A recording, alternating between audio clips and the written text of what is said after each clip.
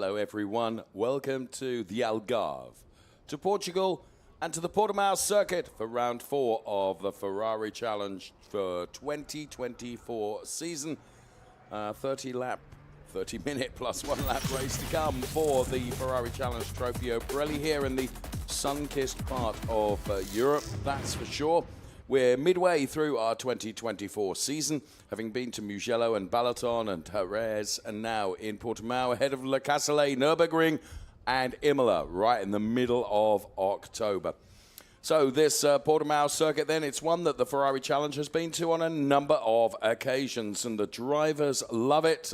The climate is very appealing, of course, and the track is very appealing to the drivers as well because it really tests them.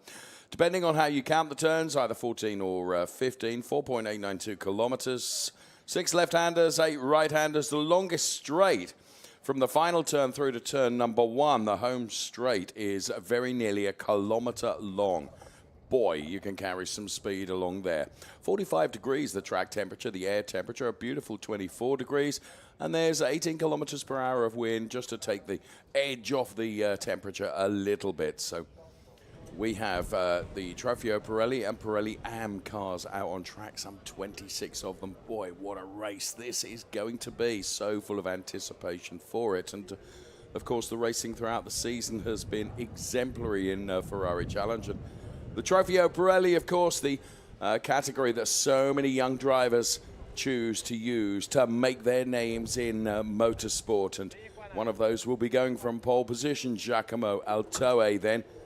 He set the fastest lap in qualifying and will be going from the P1 position on the grid. Meantime, let's take a look back at what happened in Spain at the Jerez circuit. So riding on board then, Luca Ludwig there in some action with Benz Valent, and well, you can see Luca Ludwig on occasions taking slightly unorthodox lines. Giacomo Altoe on the top step of the podium from race 1, and race 2, again, provided plenty of drama and action, that's for sure. And Andreas Berg Sorensen was in amongst it, so too. As they went to Philip Barron, of course, taking victory. The old campaigner, dare I say that about Philip Barron, of course, has won so much in the Ferrari Challenge in the past. And given the opportunity to race again, he took it with open arms, that's for sure. We were just looking at Luigi Coluccio, one of our new drivers joining us here in the Ferrari Challenge for this weekend. And there is the Klaus Zebranson car. He, a Formula Racing driver who has put it on pole position within class. 2 classes of racing within this category. The cars with the red strip across the top of the windscreen are Pirelli drivers. The cars with the white strip across the top of the windscreen are Pirelli Am drivers. And that's a great onboard shot. This is Hendrik Viol. Hendrik Viol driving for the Scuderia Praha racing team. He tried so hard to get pole position, was just usurped by Klaus Zebranson, who we saw a moment ago. But Hendrik Viol for Scuderia Prague then goes from P2 effectively on the grid. So, Giacomo Altoe, pole position for the Pirelli drivers, Klaus Zebranson for the Pirelli Am drivers, and also returning this weekend, although we're being told that he may not be on the grid, and that's Axel Sardigan, the German driver that, of course, was successful in Coperchel last year, taken the championship, elevated to Trofeo Pirelli Am this year. We're being advised that he may not be on the grid, so just bear that in mind, because it was a delight to see him back in racing this weekend. He'd missed the earlier rounds. Absolutely nothing to do with racing, a small injury he picked up in winter sports, skiing, I believe.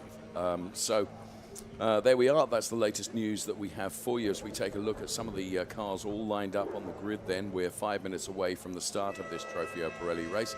I remind you, both Pirelli drivers and Pirelli Am drivers contest this 30-minute plus 1 lap race. So Giacomo Altoe going from pole position, but right alongside him is going to be the very fast German driver, Luca Ludwig. And right behind them, another young driver making his name in the Ferrari Challenge is Benz Valent. He goes from P3 on the grid. Then we see Klaus Zebranson and Philip Barron. But as we take a look here at tyre trolleys being removed from the grid now, Gianmarco Marzioletti, the car on the right-hand side of your picture that we can see right now. And to the left-hand side, we can see here as we go through all of our drivers down this grid, following that tyre trolley. One thing is for sure, you're certainly not going to need the wet weather tyres. They're not even on the trolley. So there we have it then. Race 1, Trofeo Pirelli, the mix of Pirelli and Pirelli AM drivers. That's a good shot. You can see inside these wonderful 296 Challenge cars. And final stages of preparedness, as there is the number 8 car of the Mertel Motorsport driver, Luca Ludwig, who we were talking about just a few moments ago. He comes from a rich stock of family success. Of course, his father was a hugely successful driver, and Luca Ludwig, make no mistake, is a successful driver in his own right as well. And he really did chase down that pole position very hard in qualifying, but was just pipped by Giacomo Altoe. The number 80 car that you could see there on the left-hand side, Angelo Fontana, also looking pretty quick. And we're also delighted to welcome Dylan Medler onto the grid for this race as well. Another young superstar. Dylan from North America, races in our Ferrari Challenge North America, because the Ferrari Challenge extends around the world, in the UK, in the USA, in Japan, and of course here in Europe, and from next year Australasia as well. Such is the demand. The number 69 car of Marco Zanazzi, we could see there, the CDP Pinetti Motorsport driver, and he did a good job in qualifying, going from P4 within class. But this is the man that's put it on pole position once again, Giacomo Altoe. 3 wins and a P3 he's taken so far this season, and is a real superstar in the making, is Giacomo, and like so many drivers before, using the Ferrari Challenge to elevate his career still further. One of the big entertainers in the Ferrari Challenge, however, I mentioned him a few moments ago, is Axel Sardigan, and we caught up with him and his coach earlier this weekend. Actually, I started as a very young driving motocross on bikes. And then I broke my shoulder and my leg, and my mama said, stop racing, it's too dangerous. So I listened to her for 30 years. But after 30 years, the intention was too big to start again with motor racing. So I started, and now I'm in the Ferrari Challenge. I like the car, I like the environment, I like the circuits we're driving on. I like the organization, and it's very competitive, and it's absolutely the right place for me. Yeah? I like the color red. Yeah, my driver coach Daniele Diamato is perfect to me. He's above 50% of the success I have made in the last couple of years. He's teaching me every day. He's a tough one, but we have a very good relationship, very professional, and he makes me really fast. He knows the car better than anybody else. Axel, for me, is a talent that we won together the last year, European Championship and the World Final. He did massively races all the years, and he improved a lot. For me, he's a really a talent. What a combo. Axel Sardigan and Daniele Diamato. And Daniele Diamato himself, of course, became a fantastic racing driver, courtesy of the Ferrari Challenge, of course, racing with his father Renata many, many years ago. Just proving how old I am, I guess. Axel there crediting Daniele with at least 50% of his success. And we are hearing that Axel, unfortunately, is not on the grid. So 30 seconds before this formation lap will get underway. Ferrari Challenge 26 Pirelli and Pirelli AM cars will take to this track. It is going to be an awesome race, so looking forward to it.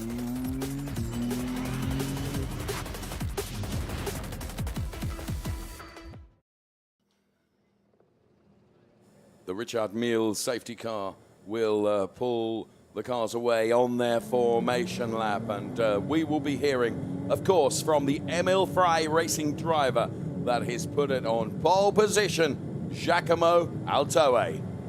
Yeah, well, it feels amazing to be in pole position here in Portimão, especially for the team, because we have been working so hard last night to try to improve the car, because we were not really spot on yesterday on the free practice. So yeah, really great start to the weekend, and looking forward to race 1. We'll bring you the grid in full. We hear from the man that goes from P1, Giacomo Altoe, for ML Frey Racing, who was very clever in qualifying, left it to the very last moment in qualifying, then came out, dialed the car in, and then posted the lap that he needed to give him pole position. Therefore, he has used probably the least amount of tyre of any of the drivers during that qualifying session. So we'll see how that plays out for his race. It is just possible that he is going to be able to escape up the road, but Luca Ludwig and Ben Svalent are going to be hunting down, certainly in the early stages of this race, as quickly as they can. Here's the grid in full then. Giacomo Altoe, P1, Luca Ludwig alongside him goes from P2. It's Ben Svalent and Klaus Sibranson, the best of the AM drivers, P3, P4. Philip Barron and Hendrik Viol, what a combo on row 3. That's going to be interesting. And then we find Andrew Morrow, super qualifying from Andrew, and Max Mugelli is alongside him. Marco Zanazzi, and we think the missing Axel Sardigan, they're P9 and P10. Angelo Fontana and Luigi Coluccio go from P11 and P12. Dylan Medler, another danger man, and Anders Bidstrup, welcome to the Ferrari Challenge. Then it's Jakob Bidstrup and David Akabadze, who are P15 and P16. Danilo Del Favaro and Kim Eriksson go from P17 and 18 on the grid. Ahead of Gianmarco Marzialetti and Otto Blank, they're on row 10. On row 11, Andreas Boris and Laura Villas. B12 is Armin Arifport and James Owen. And then on the 13th row of the grid, it's Hanno Laskowski and Andreas Berg Sorensen. What a lineup. It is going to be awesome, this race. 30 minutes plus 1 lap. Trofeo Pirelli drivers have the red strip across the top of the windscreen. The Pirelli AM drivers have the white strip across the top of the windscreen. Nico, this has all the makings of being super. Yeah, absolutely. We can't wait. Both in the Pirelli and the Pirelli AM. Klaus de Branson, the best of the AM drivers. He's got Philip Barron as cushion, sort of, but Philip Barron will try to move up the order, so that cushion has a good chance of disappearing. And then it's Hendrik Viol and Andrew Morrow who will be right behind him and chasing him for that P1, because both championships very much up for grabs. Must remember that Andrew Morrow, of course, comes into the Ferrari Challenge Europe as the current Trofeo Pirelli UK champion, and it's Andrew's best qualifying, in my opinion. So the Richard Mille safety car will peel off into the pit lane to the right-hand side of your picture. It will be the responsibility of Giacomo Altoe and Luca Ludwig to control the pace of the rolling start. Every driver has to go through their grid box to make the start orderly and acceptable to Claudio Garavini, our race director. Stand by for the lights to go out, and once the lights are extinguished, we will be racing. A huge grid of 296 challenge cars as we go racing then. Great start from Giacomo Altoe, and Luca Ludwig trying to put himself right alongside. He's going to have to tuck in behind the car of Giacomo Altoe, or is he, as he tries to go around the outside? Good start too from Klaus Sibranson, but an even better start, I think, from Andrew Morrow. And Andrew Morrow doing a good job right at the start of this race, I think so. So as the cars all come through, it is Giacomo Altoe from Luca Ludwig and Philip Barron then to P3. Then it's Andrew Morrow, who effectively got the better of Klaus Sibranson, and therefore Andrew Morrow is leading in terms of Trofeo Pirelli AM drivers. So as they head up the hill now through that hairpin, Giacomo Altoe from Luca Ludwig and Philip Barron. And now Klaus Sibranson is really piling the pressure on Andrew Morrow to try and wrestle that P1 position back again, Nico. Yeah, absolutely. And it was Andrew Morrow who followed in the footsteps of our P3 driver overall. That's Philip Barron, who came through, and Morrow also got past Klaus Sibranson, but Sibranson's not going to take that lying down, and he's got the next Pirelli driver already chasing him. Don't rule Hendrik Viol out of this, because as Nico says, he's going to be chasing down Klaus Sibranson. Right in the mix there is Max Mugelli as well. So Luca Ludwig sticking with Giacomo Altoe, certainly over the first few turns. Generally speaking, if Giacomo Altoe is able to get his nose in front, he's able just to focus on the way forward, focus on nailing every apex and getting up the road. But Luca Ludwig carrying so much speed through the final turn. He's matching Giacomo Altoe. Is he going to be close enough to get a draft off the Giacomo Altoe car and have a go going into turn number 1? Let's see. He tries to sell him a dummy. He went for the inside line. Giacomo Altoe closed the door. Luca Ludwig now is absolutely on a mission here. This is the fight for the lead of the race. Luca Ludwig, as I mentioned in the start of the program, he comes from brilliant racing stock, and Giacomo Aldoe is having to defend for all he's worth. And the more these two fight, how it plays into the hands of the very experienced Philippe Baron, Nico. Yeah, and Philippe Baron made the most of his opportunity in race 2 in Jerez, and he would like to do it 1-2 on the bounce, but for the time being he has to follow those two, but he certainly will look to stay within striking distance in case those two come anywhere close. We have the figures then for both of the cars together in this battle, second gear, third gear, and look at the speeds as they climb uphill between P1 and P2. So Giacomo Aldoe and Luca Ludwig then carrying so much speed through that turn. Now they're braking. Now back on the gas again and accelerate. If the figures are red, they're braking. If the figures are green, then they are accelerating. So Giacomo Aldoe certainly is not being able to escape up the road here. Luca Ludwig is taking it, but just a small mistake there from Luca Ludwig. And that means he's not quite as close as he was previously. Up to fourth gear for both of the drivers now. This battle between P1 and P2. Gear 5 before braking once again through the final turn. But the use of this final turn to really slingshot your way along the start-finish straight here. It played into the hands of Luca Ludwig last time around. Is he going to adopt a different strategy this time? Giacomo Aldoe goes deep inside to defend. Luca, will he try and get the switch back here? He even takes to the curbs to try and find a little bit of extra momentum and space here. Aldoe is under pressure. There is no question about this. Luca Ludwig has got the hurry uphill, and he is about a tenth quicker than than Giacomo Aldoe. There really is nothing between the two of them. But big admiration for Giacomo Aldoe, who's able to soak up the pressure that is being exerted upon the back end of his car by Luca Ludwig. Brilliant racing from these two young drivers.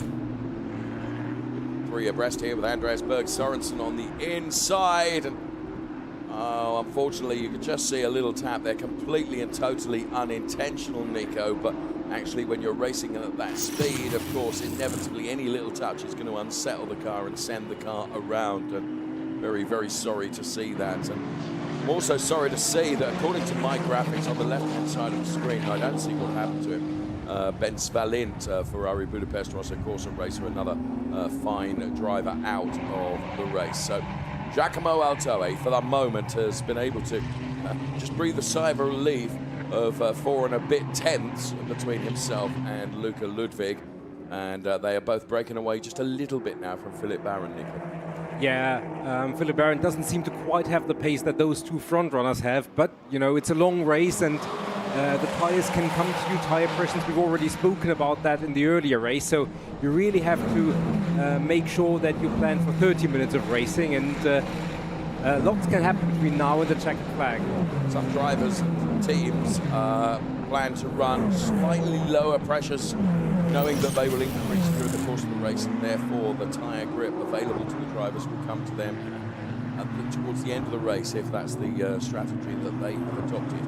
So from the back camera there, you can see as the cars got away here, and Klaus Sebranson was really determined right at the start of the race. There's Hendrik Viol, but side by side, Giacomo Aldoe and Luca Ludwig, and then when they broke free, it was a great start from Andrew Morrow, trying to put the car right into Philippe Baron, that's for sure, and Andrew getting the better of Klaus Sebranson going into turn number 1. So we've got that job done fairly early on. Now, at that point, Klaus Sebranson able to carry the speed, but of course Andrew Morrow had the inside line for the next turn, which was going to be absolutely critical. We ride on board to see what it's like from an on-car perspective, the very start of this race, and here comes turn number 1. It's oh so close between all of those drivers. Loving this onboard shot. We're on board with Max Micheli here.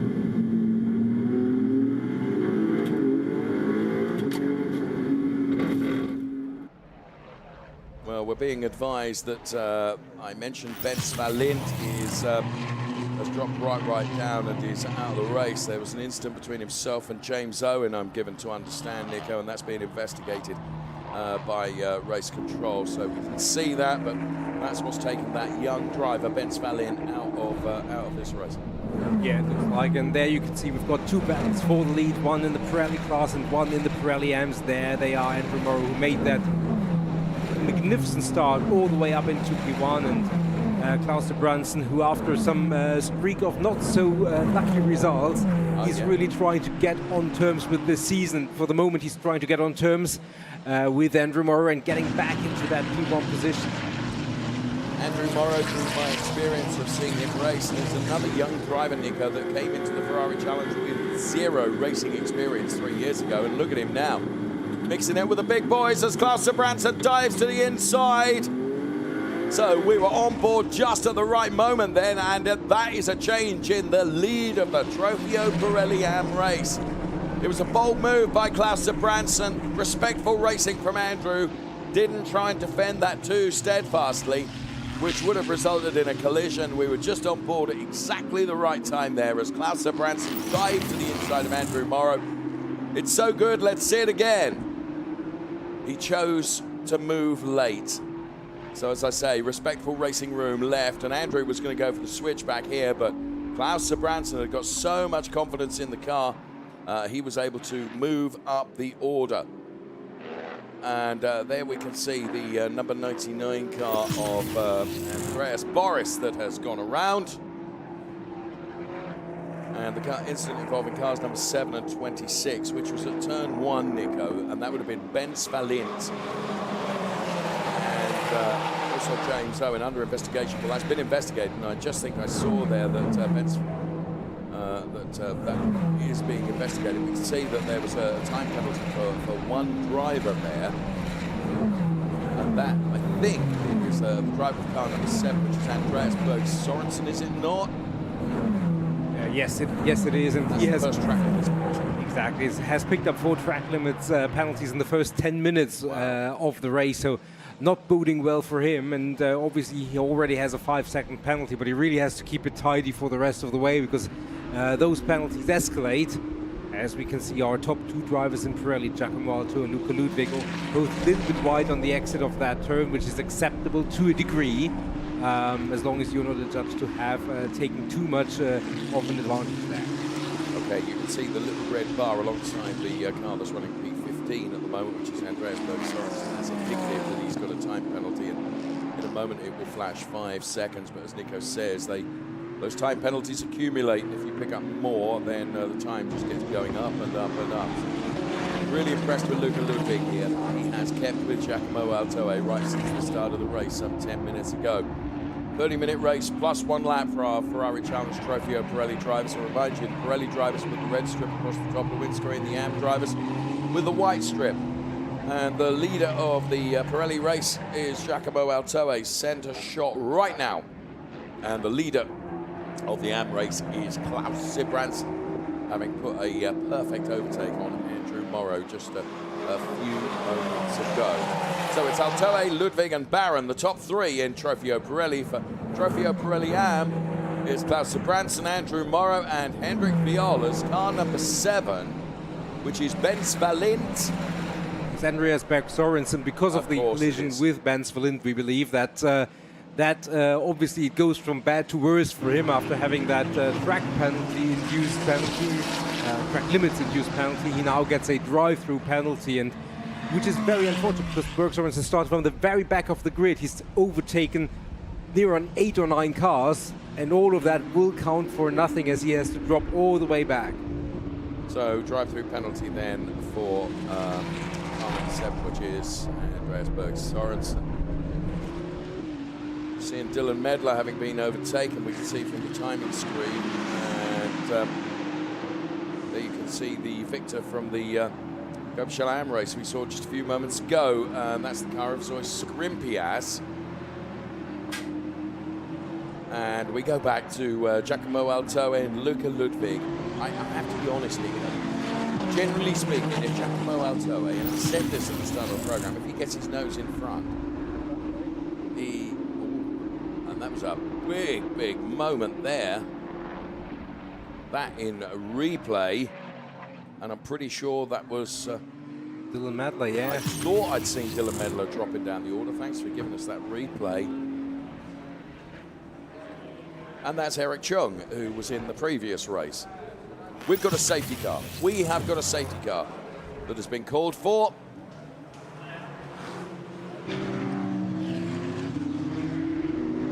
So Giacomo Altoe, Luca Ludwig, Philippe Baron. The top three for Trofeo Pirelli. For the AM drivers, Klaus Branson, Andrew Morrow, Hendrik Viol. And all of a sudden, Nico, factor this in, Luca Ludwig has stuck with Giacomo Altoe right from the start of the race. Now, the tiniest margin that Giacomo Altoe had been able to build up is going to be nullified now, isn't it, with safety car out? Yeah, on the other hand, Philip Barrett, who was 9-point-something seconds behind. Even more advantaged. And if you want to look at negatives for Luke Ludwig, he's got 2 track limit penalties. The driver in front well and spotted. behind him have none. Well so, on the one hand, behind the safety car, he won't Well, you don't have any more. Well, we guess so. Certainly difficult to gain an advantage by going off the track. But obviously that means whenever we go back racing, it means he's going to be the most vulnerable in terms of any potential penalties. So Philip Barron, certainly with all his experience, he's going to try and push and push and push and try to get Luca Ludwig and push him into 1 or maybe 2 more mistakes. And that will all change the dynamic of the race. It's all hypothetical. Still got a lot of way to go. It is hypothetical, but it's lovely to look at these things. Giacomo Altoe, Luca Ludwig, Philippe Baron, top 3 Pirelli drivers, top 3 AM drivers, Klaus Branson, Andrew Morrow, Hendrik Viol. And then lots and lots and lots of fighting going on behind as well. So, the safety car has been brought out for the recovery of the stricken Dylan Medler car. Now, Dylan is a driver in North America and also racing here in Europe. Right, whilst we have a safety car, let's catch up with a new entrant into the Ferrari Challenge.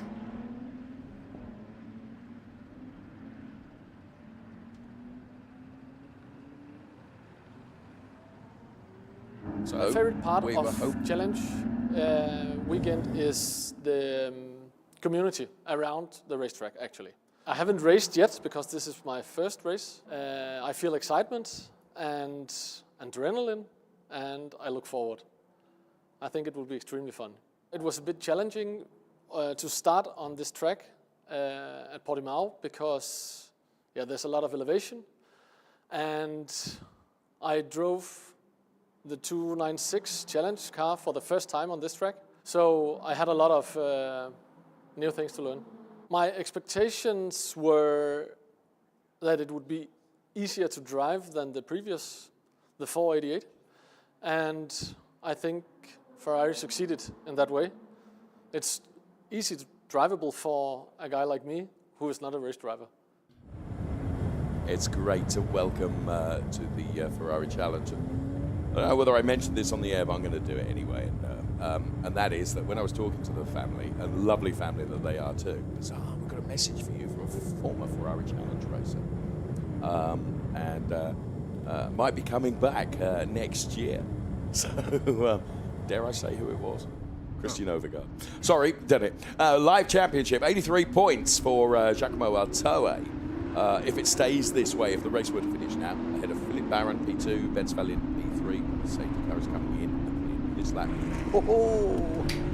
Absolutely, 13 minutes, 50 seconds plus 1 lap remaining, and that means by the time we go back racing, we'll certainly see roughly 7 or 8 more laps of this wonderful championship and this wonderful race, and it's going to be a lot of battles because everybody's going to be bunched up and ready for the restart. Dare I say it, dash for cash, which is a metaphor. But dash for success, that's for sure. And you're absolutely right, because all the cars are going to be bunched together here. Everyone will feel, right, I've got a great opportunity now to take advantage of this. Okay, so the deal is, with the safety car restart, only Giacomo Altoe can decide when he is going to accelerate. But when he does accelerate, he has to stay accelerated. You can't put your foot on the gas and then off, and on, and off, and on. You've got to stay accelerated. It's down to Luca Ludwig and Philip Barron to try and ascertain and anticipate when they think that Giacomo Altoe is going to go for it. He's weaving from side to side, half in distraction measures, in my opinion, rather than necessarily trying to regenerate heat into the Pirelli tyres. I could be wrong. But round this downhill section now, you can see Luca Ludwig is just ready to pounce, isn't he? This is going to be really, really exciting. It's a great opportunity potentially for Andrew Morrow, of course, in Trofeo Pirelli Am to try and get the lead of that race back again. Giacomo Altoe accelerates now all the way downhill. And I think Luca Ludwig anticipated it really well. He's very close to him. Is he going to have a go going into turn one? Is he close enough to be able to do it? I think he's got the speed, momentum. So let's see what happens here. Giacomo Altoe goes to the inside to defend the line, then lets the car drift out to the outside. And now Luca Ludwig dives to the inside of Giacomo Altoe. What a brilliant move in Ferrari Challengers. Luca Ludwig. He took Giacomo Altoe's lead away with a perfect execution of a race overtake. Brilliant stuff, Luke. Yeah, absolutely. I mean, that was flawless, and Giacomo Altoe didn't do a lot wrong, if anything, but Luca Ludwig, he absolutely nailed the restart. He absolutely nailed it, had the momentum, had the slipstream, and he made the overtake. Oh, that was a joy to behold. Really, it was. It's what makes the Ferrari Challenge so darn good. Luca Ludwig leading from Giacomo Altoe and Philip Barron. Klaus Branson leading in the AMs ahead of Andrew Morrow and Hendrik Viol P3, as Luca Ludwig now will try and stretch his legs for the 11.5 seconds, 11.5 minutes plus 1 lap remaining of this race. Yeah, absolutely. And we said it before, Giacomo Altoe, obviously the ML Ferrari racing team will be in his ears and will advise him, stay cool, but attack. Just remember one thing, Ludwig has 2 track limit warnings, so if you can push him into making 2 more, there is a win that way, but you can also try and get past him. Let's have another look, maybe at the overtake. Not yet. No, this is an incident between Lara Villars and Otto Blank and Kim Eriksson. Otto Blank absolutely not involved in this. However, Lara Villars just making contact with the Kim Eriksson car. So Lara Villars running a new livery this weekend, the pink fading into the black, and unfortunately, this is the replay of the move of the day. Absolutely awesome stuff. Luca just set that up perfectly, and you're right, Giacomo didn't do a lot wrong, but there, dive to the inside. He had got the momentum at Luca, and he used it. I think you're right. I think he got the benefit of a bit of a draft off the back of the Giacomo car as well. Awesome stuff. So there's the now rather damaged Lara Villars car, another young, talented driver making her name in motor racing here in the Ferrari Challenge, and better days will come, that's for sure. So Luca Ludwig leading Giacomo Altoe, and they've both broken away from Philip Barron. Klaus Branson continues to lead Andrew Morrow and Hendrik Viol in the AM race, and we've got just under 10 minutes of racing plus 1 lap. I have to say, this is Luca Ludwig is able to break away a bit from Giacomo Altoe, and he's built a margin of just about 1 second and 1/10 between P1 and P2, and that's increasing with nearly every centimetre of tarmac on this Portimão circuit, Nico. Yeah, for the moment it looks like Luca Ludwig has really got the hurry up and is able to stretch his legs, and he may be in for a new fastest lap because he's just put in the fastest first sector overall of the entire race, which obviously would give him another point. There is a little bit of loose. That's the bodywork, splitter, isn't it? Yeah, it's nothing dangerous, but inevitably that's on the Andreas Berg Sorensen car. And a point you make there, which is really important, is that of course Giacomo Altoe got the additional point for pole position. So if Luca Ludwig can get the point for fastest lap, then so be it. A 1:43.246 his last lap, Nico. Yeah, absolutely. He's done that, and he has captured that point. Now, is that the top priority? No. But does every point in the championship count? Yes. So Luca Ludwig has checked off that, and as you can see on the pink clock on the left-hand side, graphics has changed from Giacomo Altoe to Luca Ludwig. Klaus Branson also in category, also the fastest lap. So our 2 race leaders also the quickest on the 1-lap dash. Absolutely great. So, yes, Klaus Branson then, who, as you said earlier, and you were absolutely right to say it, hasn't always had the rub of the green. It's coming good for him, isn't it? And bear in mind, what I'm really impressed about with Klaus Branson is he lost the lead of the race. He's got it back again, and here's some great fighting going on here with Hanno Laskowski and David Akabadze. It's David Akabadze in the yellow car, and then it is Hanno Laskowski right behind him, and behind both of them is Danilo Del Favero, and then it's Angelo Fontana, and the grid is littered with talent. What a sideways move there from David Akabadze, but he controlled it beautifully.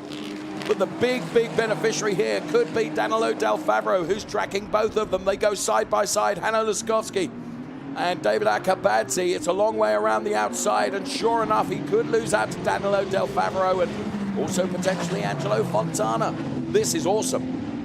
Yeah, and it's not done and dusted. It's still very much to play for, and yet there you can see how everybody's now getting involved, and it's anybody's guess how those four will come out of the turn, and we just hope that everybody will come out of the turn, and no! Oh, that was so... Hanno just had to take to the grass a little bit. It unsettled the car. He's got it pointing in the right direction again. That's such a shame. However, the fight goes on here, and this is what's going on for further down the order in this Ferrari Challenge Trofeo Pirelli race. But what a race. Max Mugelli is coming under pressure right now from Marco Zanazzi. Meantime, this battle continues. Angelo Fontana to the inside of Danilo Del Favero, not quite, Nick. No, and going back to the Hanno Laskowski incident, I mean, very unfortunately, obviously sad for him to come around, but he was in that position where he had no alternative but to attack, because if he had relented, he would have immediately been in the clutches of the cars behind him. So really no blame on him for that. He had to make the move, he had to try and make it happen. Sad that it didn't work out, that he spun around. Obviously, he was able to continue, but lost a lot of positions there. Yeah, you're right. You're absolutely right. Okay, then, right, let's watch this then as they climb up the hill here. Quite undulating, this Portimão circuit. David Akabadze then, who's running P10 in the race overall, got Danilo Del Favero, Angelo Fontana right behind, and let's not lose sight of the fact that the number 29 car's right with them as well. Anders Bidstrup, new into the Ferrari Challenge for this race weekend, and very welcome too.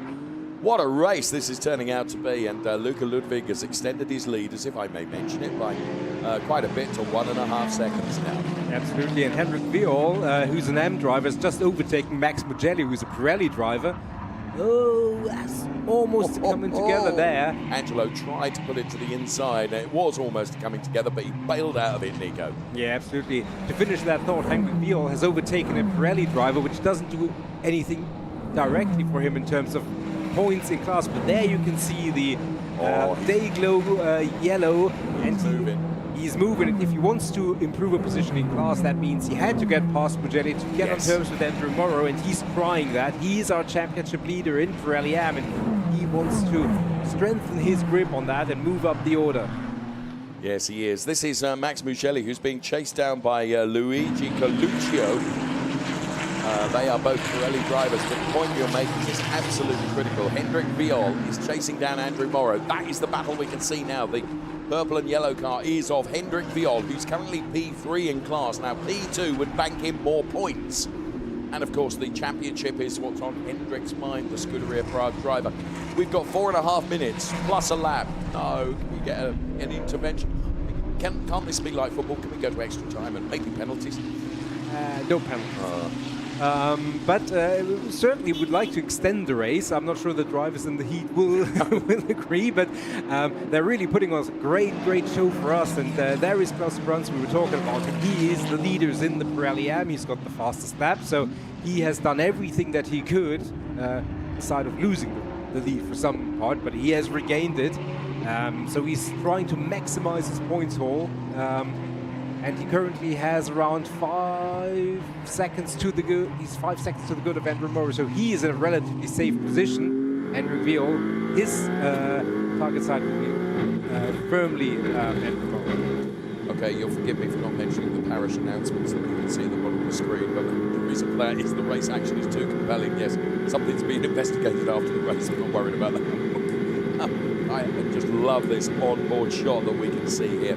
As we ride on board a wonderful Ferrari Challenge 296 car. So there is Max Mugelli going through, and then it is the Luigi car right behind, and then Marco Zanazzi, who of course is a Pirelli AM driver, Now, for Marco Zanazzi, he's got to get by 2 Pirelli drivers before he can even get close to Hendrik Viol, and we do only have 3 minutes left, plus a lap. So, yeah, Hendrik Viol, is he getting closer to Andrew Morrow? We'll get a live gap when they cross the next sector line and see what the gap is between Viol and Morrow. For my money, I think Morrow is managing the gap, but that's only my money. Yeah, it looks like it. There is certainly still more than a second between them, so not imminent danger. And just the same between Luca Ludwig and Giacomo Altoe for the lead in the Pirelli race. It's just over a second, so no immediate overtaking opportunity. And with 2.5 minutes, that means Luca Ludwig, unless he makes a major mistake or encounters an issue, he is in a safe position. But that can all change in a heartbeat. Oh, and that's, you know, what can you expect with the Ferrari Challenge? Expect the unexpected. Andreas Berg Sorensen, who of course has been through the pit lane, he's got bits hanging off of his car, but he's still racing and racing well, is Andreas Berg Sorensen. So he goes past, I think that was the Armin Arifpour car. It is the Armin Arifpour car that I can see there. Luca Ludwig, as you say, with a second over Giacomo Altoe. We've got 2 minutes plus a lap. Here's Angelo Fontana then on David Acabazzi.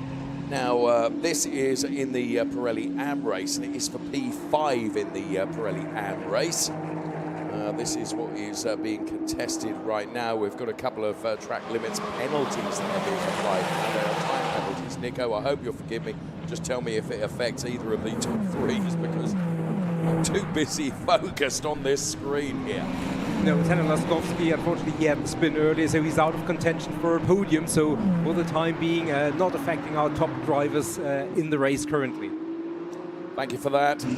David Acabazzi then taking a somewhat unorthodox line there, but an unorthodox line in terms of defense, because he's protecting himself from Angelo Fontana and also Danilo Del Favero. There's the driver that's P2, and that is Giacomo Altoe climbing the hill that Luca Ludwig had already climbed and gone through, and is now on the downhill section. So Luca now needs to manage the grip that is available to him for the final remainder of this lap. When's he going to cross the timing line? I'm just trying to work out whether we're going to have the remainder of this lap and then probably 2 more, I would have thought. Yeah, he's going to cross the timing line with time remaining, and that means 1 more, and then that +1 comes on top. And because critically, I think Giacomo Altoe is getting closer to him, Nico. This storyline is just getting more exciting as every second goes by. And Angelo Fontana trying to get the switch back here on David Acabazzi. They go side by side. This is for P5 in the Trofeo Pirelli AM race. And Danilo Del Favero wants an invitation to this party as well. And jolly near gate crashed it, hasn't he? Come on. These 3 drivers doing such a good job here. And right behind them is Anders as well, new into the Ferrari Challenge, doing a great job sticking with these guys. This is fantastic stuff. So they cross the timing line then. There's this lap plus 1 more to come in this Ferrari Challenge Trofeo Pirelli race. The mix of Pirelli drivers and Pirelli AM drivers. Frankly, I do not know where to look next to bring you the action, because it has come thick and fast across the entire 30 minutes. So Angelo Fontana then trying once again just to really unsettle David Acabazzi ahead of him. But to be fair to David Acabazzi, he's soaked up this pressure pretty well. And if you think about it, for Angelo Fontana, he's hunting and being hunted at exactly the same time. It's always this invidious position to be in. yeah, and he's kind of almost pushed into trying and make a move, because the more he waits and has to hold back, the more he is vulnerable to anybody coming from behind, and that anybody in that case obviously is Danilo Del Favero.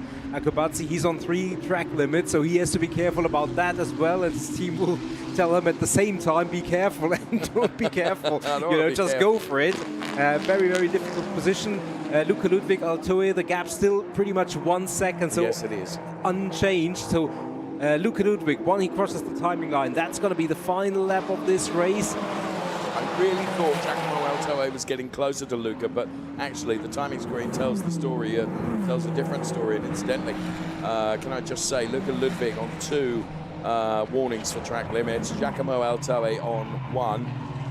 hopefully, well, I can't think it's going to impact now with only this lap. We are on the final lap. What can Angelo Fontana do to find a way past David Akabadze? Well, they're going to cross the line now to start the final lap of their race for P5 in Trofeo Pirelli Am. And what a race it has been. Yeah, the closest battle maybe on the top position is Henrik Viol with only half a second now behind Andrew Murray, so that is still potentially an overtake possibility. It looks like Luka Ludwig, he's got this fairly under control, and I don't want to jinx him at this stage of the race, but he has made the overtake and he has been steadfast in defending ever since. Absolutely remarkable driving. Luka Ludwig then, who has had quite some success as a racing driver. He's still pretty young, to be fair, but that overtake on Giacomo Altoe was awesome, absolutely awesome. So enjoyed watching that. Giacomo Altoe, another young driver, and doing a brilliant job, and he will be disappointed that Luka Ludwig was able to get by, but he was able to get by, and he did it in fine style, and they'll be certainly very, very happy in the garage of Mertel Motorsport as Luka Ludwig heads towards the checkered flag, unbelievably, to take his first win of the season. Luka Ludwig, race winner, ahead of Giacomo Altoe taking P2. And here comes Philip Barron for P3 and Klaus Sebranson. Another win in Trofeo Pirelli Am. We're hoping to see the next cars cross the line, and maybe it'll be Andrew Morrow. It is Andrew Morrow. Hendrik Viol was not able to take it to him, so Andrew Morrow secures that P2. Hendrik Viol P3. Oh, my goodness me. Yeah. There are races in this position that you enjoy, and there are, that has been such a brilliant and heavy-duty praise for David Akabadze, who soaked up that pressure from Angelo Fontana and Daniel Del Favero and Anders Bidstrup and Gianmarco Martialet. Oh, what a race, Nico. What a race. Yeah, there are so many stories to tell about that race. David Akabadze, you already mentioned his name. He held steadfast. He was on 3 penalties for quite a lot of time towards the end of the race. And barring any post-race updates, he held steadfast and kept it together, had kept his cool, kept his nerves, and held Angelo Fontana and Danilo Del Favero behind him in spite of the pressure that was piled onto him. That was something. I need to lie down, really I do. What a race, what a race. Absolutely brilliant stuff from the Ferrari Challenge Trofeo Pirelli. The mix of Pirelli and Pirelli Am drivers did a fine job for us. Klaus Sebranson then. I said earlier on, Nico, that in this season, despite starting it very strongly, he's not had the rub of the green. Sometimes it's all coming together for him now. Yeah, absolutely. That streak of difficult races, some of them he has said himself, well, he made a few mistakes, but also been caught out a little bit in some instances, but he's really come back strong, and there he is on board, taking the win in race 2 in Jerez and taking the win here today. Neither of those came easy. He had to make overtakes, he had to make them not necessarily the hard way, but certainly the decisive way, and he really drove to victory, and well done. There is Giacomo Altoe. He does get to Parc Fermé first, but the P1 trophy is going to go the way of the black and yellow car that is parked up, I think, now, right alongside. Well done, Luka Ludwig, and well done to Giacomo Altoe, and well done to Philip Barron as well, taking P3. Those are the top 3 in Trofeo Pirelli. For the Trofeo Pirelli Am drivers, it's going to be Klaus Sebranson, Andrew Morrow, and Hendrik Viol, the top 3. So Mertel Motorsport then congratulating Luka Ludwig. Seems extraordinary that he is, and that's testament to how strong the competition is in the Ferrari Challenge. Nice, respectful handshake between the two drivers. It's how competitive it is. You know, half a season gone, and Luka Ludwig takes his first win. Ordinarily, you know, you would expect Luka to be up there, wouldn't you? Andrew Morrow is congratulated by his engineer Neil and also by his mum there as well. That's richly deserved. 3 years ago, Andrew Morrow had done no racing, zero racing. And here he is racing in the European Ferrari Challenge and making a real name for himself. Congratulations. Somebody who's already made a name for himself is Philip Barron, you can see there. And there's Andrew Morrow's father, Philip, and there is Klaus Branson being congratulated. He's a charming man to talk to as well, and we've had the privilege of talking to him. And Hendrik Viol there. The camaraderie amongst all the drivers, of course, they're all competitors when you're out there on the track, but isn't it lovely to see when you're in Parc Fermé, you know, handshakes all round. And for us, we've enjoyed the race. Whatever must it been like for a driver, you know, you know, that was a hard but very, very fair and really, really compelling race, Nico. Absolutely, and hats off to our Pirelli AM drivers, 3 of them having beat Max Mugelli and Luigi Coluccio. So it just shows also the balance between the Pirelli and the Pirelli AM drivers. And here is our race winner. It is Luca Ludwig, hails from Bonn, and we will hear from him in just a few moments when he's underneath the podium to tell us about his race. Luca, congratulations, what an incredible race for you today. Very good work with your team for this big result, and a very an important bagarre with Giacomo Altoe, but you were and was very, very fast on the track. Yeah, it was a fantastic race from the first lap to the end, and I'm really proud of the whole team, of the Mertl Motorsport team, who made it possible for us and for me. We struggled a little bit in the last race at Jerez and now fought back, and amazing work from my engineer, from my mechanic, and really proud of them. Thank you. Thank you. Well done, Luca. He is Trofeo Pirelli race winner. And what a drive from this man as well. Klaus Branson driving for the Formula Racing team. He'll have a smile that will beam from ear to ear.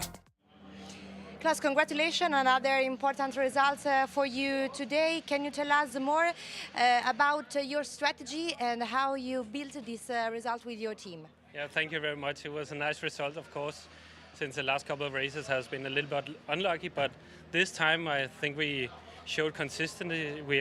The team has built a really, really strong car, so now it's just having a good pace and trying to keep up with the pros. That's awesome. Thank you. Thank you. Well done, Klaus Branson. It's so good. Let's take a look at it again. Here are the highlights then of an epic Ferrari Challenge Trofeo Pirelli race then. You can see the battling was starting right from the very, very start as Luca Ludwig made his intentions really known to Giacomo Altoe. There was no doing at that point. However, he would pile the pressure on and keep the pressure on. It was relentless, certainly through the first few turns, and Klaus Branson getting himself ahead of Andrew Morrow, and Andrew Morrow saying, I'm coming through, and he did pick up the lead. It was almost 3 abreast going into that turn, but unfortunately for James Owen, it was disastrous. Andreas Berg Sorensen just tagged him. This was a super move from Klaus Branson on Andrew Morrow to retake the lead of the Ferrari Challenge Trofeo Pirelli AM race. Dylan Medler, unfortunately, just getting caught out going into turn number 1, and he found himself reversed rather nicely into the barriers. Luca Ludwig then, what can you say about this man? And he just carried so much speed through turn number 1. Giacomo Altoe was utterly unable to defend against it, and Lara Villars and Kim Eriksson made a little bit of contact, unfortunately, and Otto Blank was right in the thick of the action, as well as Hanno Laskowski went round the outside. But for Luca Ludwig, it was a fantastic victory in Trofeo Pirelli, and for Klaus Branson, victory in Trofeo Pirelli AM. So those were the highlights. Confirmation of the classification then. Luca Ludwig from Giacomo Altoe and Philip Barron. Top 3 for the AM drivers, Klaus Branson, Andrew Morrow, Hendrik Viol. Then it was Max Mugelli, Luigi Coluccio, Marco Zanazzi and David Akabadze. And David Akabadze had a brilliant race as well and took P10 overall, but within class it was P5. Then it was Angelo Fontana, Danilo Del Favro, Anders Bidstrup, Gianmarco Marzioletti, Jakob Bidstrup, then Otto Blank, James Owen, Hanno Laskowski, Andreas Boris, ahead of Andreas Berg Sorensen, Armin Arifpour, and unfortunately NCs for Lara Villars, Kim Eriksson, Dylan Medler, Ben Svalint, and Axel Sartingen. Trofeo Pirelli, race 1, confirmed classification. And the race statistics, I even want to look at these. There you can see top speeds. The top speed comes, look, from a Trofeo Pirelli AM driver, 280.5 kilometers per hour. And is Luigi Carluccio quickest or fastest Trofeo Pirelli driver, top speed.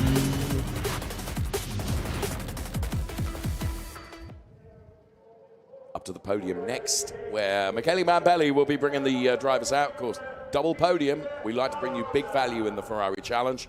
It'll be Pirelli first, then Pirelli AM, I would think. Sure enough, as we see Philippe Baron bowing to his audience, he takes P3. Giacomo Altoe then on to step 2 of the podium. Started, of course, from pole position. Congratulates Philippe Baron as he heads towards step 2. And not for the first time on the top step of the podium, here comes Luca Ludwig.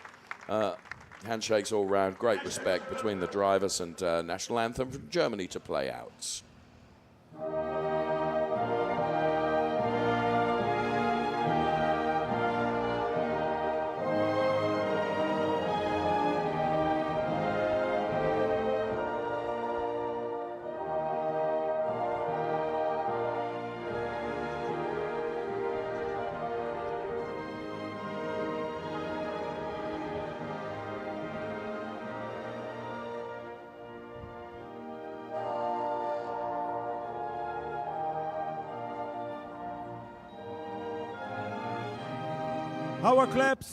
Our claps was the winner on the podium, the Your team applause, please. manager Mertel Motorsport. And of course, Mertel Motorsport represented on the podium because of the Copa Teams trophy, which is just as hotly contested.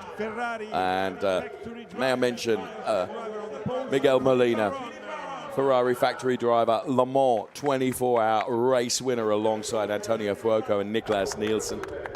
Well done.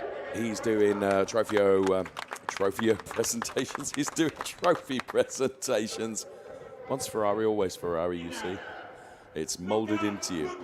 And Luca Ludwig receives his trophy. They're lovely trophies here. And Mertel Motorsport received the Copa Teams trophy as well from Miguel. And Lucio Vigani from Pirelli Motorsport makes the Pirelli trophy to Luca Ludwig as well. So here in Portimão, some very exciting racing that we've seen. We've still got another race to do. Not quite where I'm going to get the energy from. I'll find a way. Everyone together on the top step of the podium. Now, if you want to see the athletic prowess of Miguel Molina, just watch this. When he's got any hint of the champagne coming, he'll be exiting stage left pretty quickly, I can tell you. See, he's gone already. Brilliant stuff. Great celebrations from our Trofeo Pirelli drivers. And here then the cars that delivered the positions for their drivers. Go Motorsport, Baron Racing Team taking P3, Philippe Baron.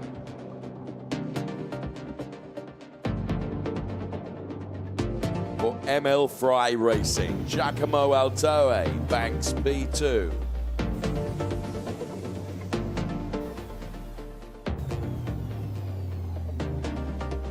Mertel Motorsport did a brilliant job with the number 8 car of Luca Ludwig. B1.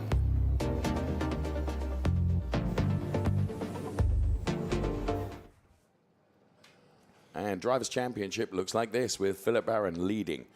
Giacomo Altoe up to P2, then it's Ben Valent and Luca Ludwig coming calling as well now, and we're only halfway through the season. Whoopie-dee.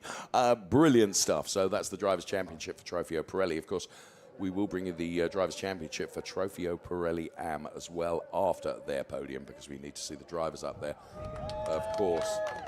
And by dint of the fact I can hear some cheers, I rather think that's Hendrik Viol making his way to the P3 step. And here comes Andrew Morrow for P2. And on the top step of the podium, it is Klaus Zebranson. And the teams represented as well, but right now the national anthem.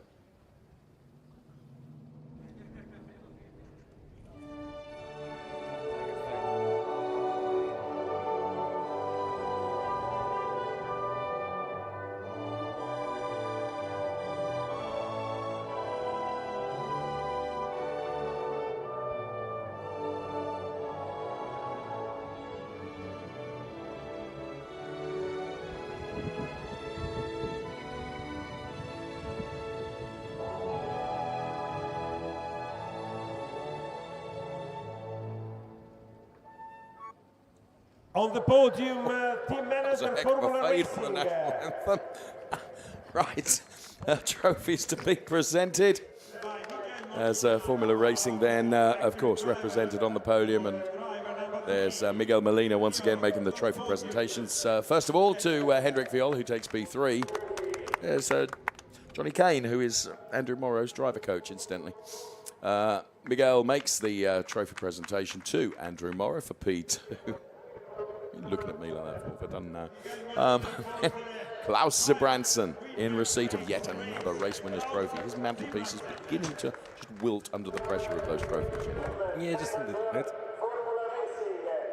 And Copa Team Trophy presented to Formula Racing. And here's Lucio Vigani from Pirelli Motorsport. He is the Pirelli Motorsport manager making the trophy presentation to Klaus Zabranson. Everyone together then. I wonder if we can hold this shot just for a little longer. I want you to see just how quick Miguel is at leaving the stage. He should be joining us on the air tomorrow. I'll take it up with him, you know. Look, go on. Even when you're doing endurance racing, you have to be very quick when the moment is right, and he just did that. Oh, well. Whoa, I think it was Hendrik Viol quickest with the champagne race. Can we have a video assistant referee for that? I think we need VAR for that, don't we? Scuderia Praha Racing then. They see their driver, Hendrik Viol, take P3. Charles Hurst for Andrew Morrow, P2.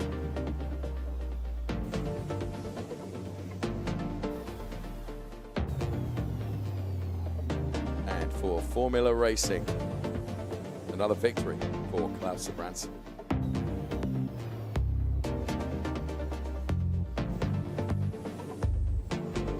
So for the Trofeo Pirelli AM Drivers' Championship, this is the way it looks with Hendrik Viol, P1, Marco Zanazzi down one place in P2. Klaus Zabranson is coming calling from P3, and just keep your eyes on Andrew Morrow. We've still got half the season to do, you know.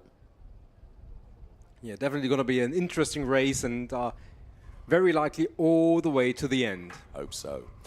Well done to all the drivers doing a brilliant job then and giving us a truly entertaining Ferrari Challenge Trofeo Pirelli racing across both Pirelli and Pirelli AM.